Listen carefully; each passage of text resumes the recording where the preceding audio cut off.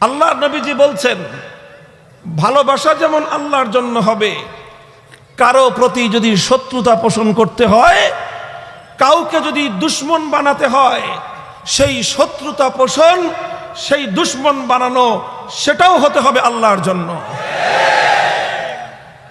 তুমি আল্লাহকে যখন ভালোবাসো, আল্লাহর ভালোবাসার দাবি এসে যখন দাঁড়িয়ে যাবে যে অমুকের সঙ্গে সম্পর্ক ছিন্ন করো, আল্লাহর প্রতি ভালোবাসার দাবি এসে যখন তোমার কাছে চাইবে অমুকের প্রতি শত্রুতা পোষণ করো, আল্লাহর প্রতি ভালোবাসা যখন দাবি জানাবে অমুকের সঙ্গে সম্পর্ক ছিন্ন করে দাও, হে ঈমানদার, আল্লাহর প্রতি ভালোবাসার দাবি পূরণে তখন তোমাকে দুনিয়ার যে কারো সাথে সম্পর্ক ছিন্ন করতে প্রস্তুত থাকতে হবে।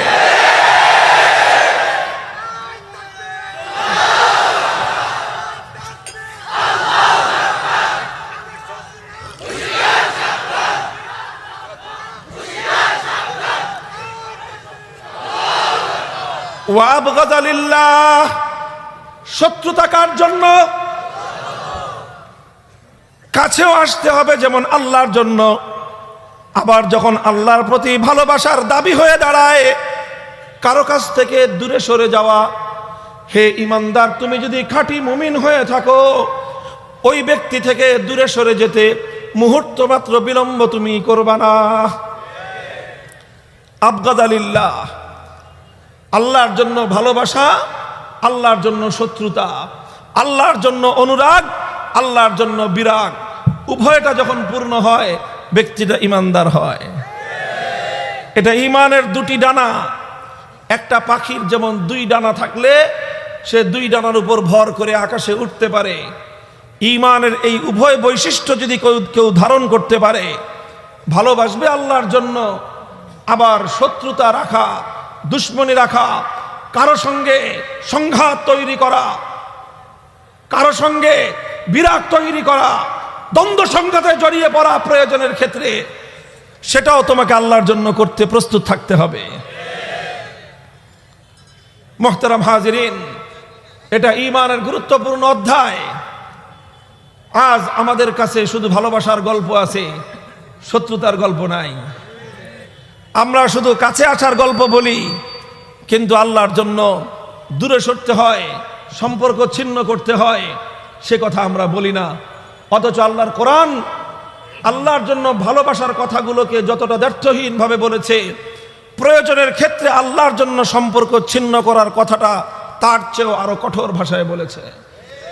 ইয়া আইয়ুহাল্লাযীনা আমানু লা তাত্তাখিযু আদুওয়ি ওয়া আদুওয়াকুম আউলিয়া তুলকুনা ইলাইহিম বিল মাওয়াদ্দাহ ওয়া ক্বাদ কাফারু বিমা জাআকুম মিনাল হাক্কি ইউখরিজুনার রাসূলা ওয়া ইয়্যাকুম আন তু'মিনু বিল্লাহি রাব্বিকুম ইন কুনতুম খারাজতুম জিহাদান ফি সাবিলি ওয়া ইবতিগা মারদাতি তুসিররুনা ইলাইহিম বিল মাওয়াদ্দাহ।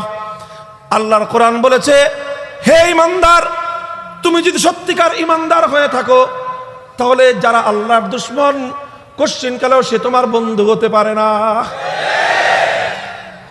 আল্লাহর শত্রুকে তুমি বন্ধু বানাও, আবার আল্লাহকেও বন্ধু ভাবো, এটা দুনিয়াতে এক অসম্ভব ব্যাপার। এটা একটা অসম্ভব বিষয়। তুমি আল্লাহ এবং আল্লাহর দুশমন উভয়কে একসঙ্গে বন্ধু বানাবা, হতেই পারে না।